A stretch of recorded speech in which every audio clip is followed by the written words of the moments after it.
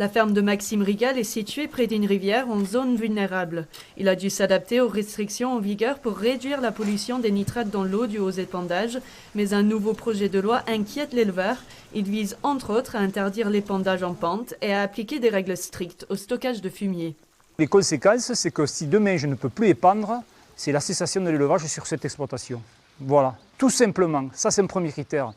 Et le deuxième critère, c'est le point le plus crucial pour moi, c'est le côté économique.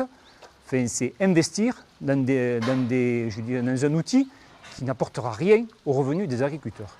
Ce projet de loi est une des raisons de la colère des agriculteurs.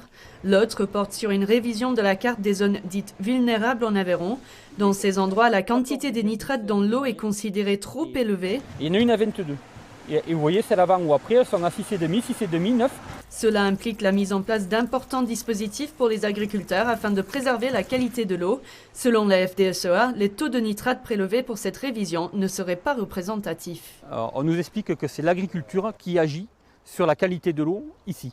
Or, quand on voit qu'il n'y a que du bois, que des châtaigniers, que de la forêt, et ainsi de suite, nous on suppose plutôt que c'est la minéralisation naturelle de la flore sauvage qui provoque l'augmentation du taux de nitrate dans les eaux sur des points comme ici.